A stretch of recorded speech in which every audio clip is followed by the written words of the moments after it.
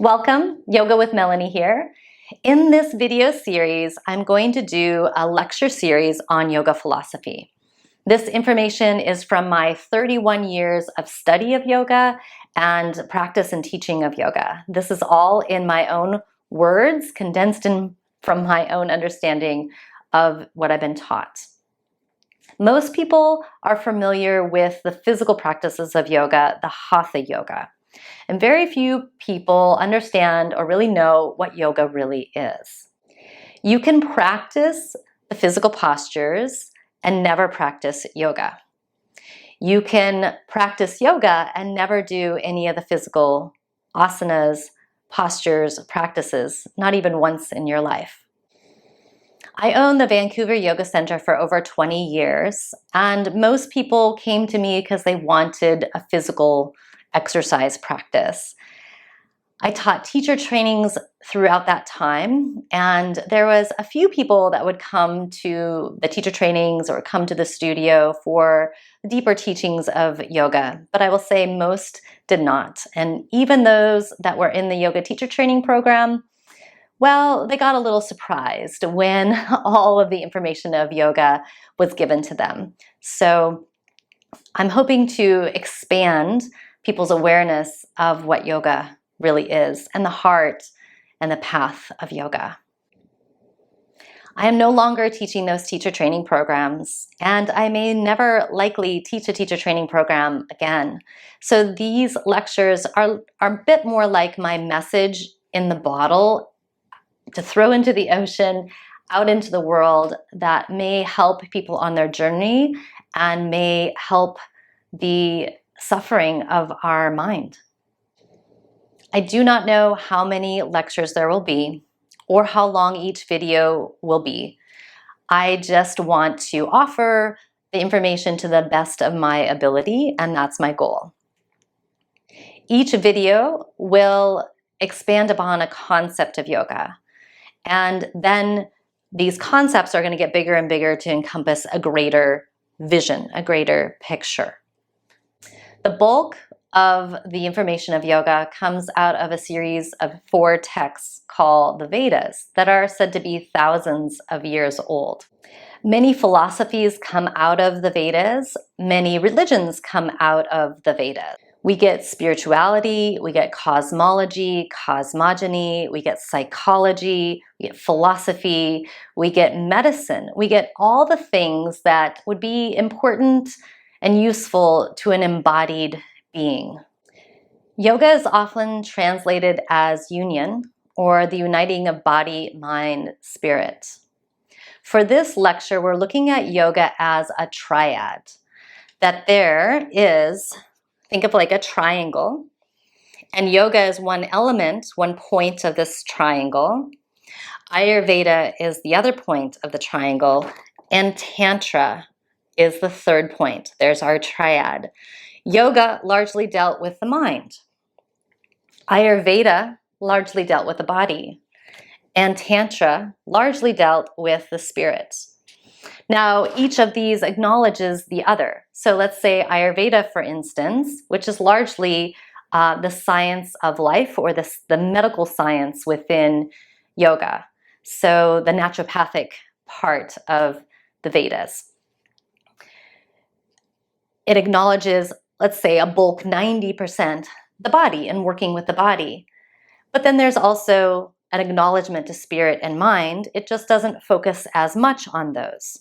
Then you have Tantra, which largely 90% focuses on the spiritual element, the spirit or the soul, but also makes reference to the body and the mind.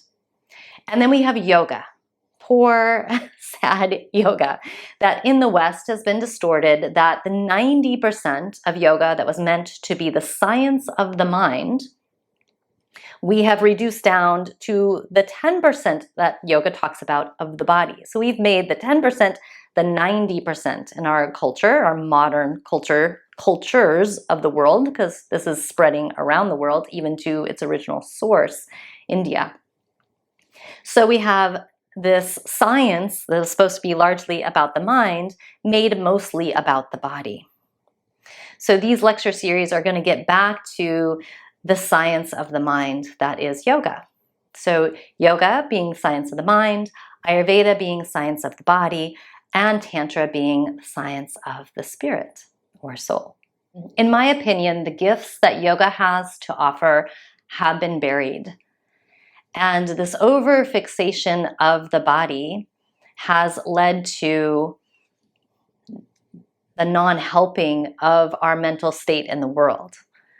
Because we have been practicing in the West now, especially, yoga for quite a while. And we have more people practicing yoga than ever before.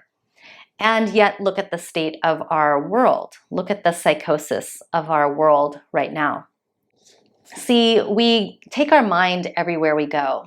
So if we are trying to practice the yoga postures with our same untrained, uninvestigated mind, we take that state of mind into everything we do. If we take our same toxic mind out into our practices, we will likely delude ourselves and just reinforce narcissistic behavior. I know those are strong words, but look at the state of our world. The toxic state of our world is because there is a toxic state of mind from which it comes from. The same goes true for meditation practices. I know this is, again, more strong words, but if we don't understand our mind as we enter into some of these practices, it's like entering a battlefield with no skill or no weapons. Or it's like trying to grow your garden without any seeds to plant. So what's the goal of yoga? 1, to know yourself. 2, to have a direct experience of the divine. Spoiler alert, that is your true nature. 3, to experience that which is whole, meaning undivided, to that which is infinite, not limited, to that which is also unchanged, unchanging, meaning ever present. There is nothing to attain. Essentially, there is only letting go of the illusions that we have enshrouded in ourselves that keep us in a limited state, that keep us in a divided state. We enshroud ourselves in these illusions of separateness, of limitedness. Is that a word? limited being. And of thinking things are fixed and unchangeable. No amount of intellectual study can give you this experience. This is something you have to sit and experience within yourself. Once you have the experience of yoga or experiences of yoga, nothing can take that away. And also, doubts will be erased. Yoga talks about direct experience. You have to sit within yourself. There is no outside expert that is going to give you the knowledge. Nobody can give you an experience of eating an orange. Nobody can give you the experience of seeing the color red. Nobody can give you the experience of joy, peace, and love. These are within yourself. And yoga asks you to discover the truth within yourself. I'm just here to point to a possible experience that you might not have had. Just hope that you seek that within yourself. The supposed experts of the world, we often give our power away to, our critical thinking away to. And we hope that they have our best interest at heart. But many of these supposed experts have money at heart, or they're not doing it from a pure place of service to others. I do not proclaim to know all the answers or all the knowledge, but I will share with you what I know, what I believe to be true, and what I have experienced. You have many questions along this lecture series. I just encourage you to sit with the information. That I'm trying to give you an entire pie, and I can only do that one slice at a time. That often the questions you have may be answered in the next series, the next video, or the next couple of videos. And also remember that when you hear whatever I have to say, that it's not to be taken just straight fact. You have to find that truth of it within yourself again. So sit with it. And if there are questions, and there may be eventually no doubt, or the truth may be revealed to you when you sit with it for a little bit longer. Percolate it a little bit, like a tea that steeps in water. And you will know the answers, and you will know the truth within yourself. To recap, yoga is more than what we think it is. And I can't give all of the information of yoga in a 10-minute video.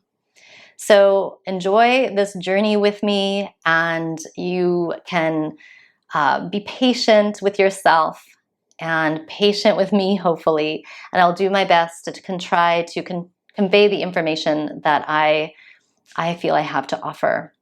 You can find these lectures on my Patreon Yoga Club. So if you're not a member, you can sign up for that. If you're on a social media platform, there'll be a link below somewhere. And if you are seeing this on Patreon, then I will be seeing you very soon.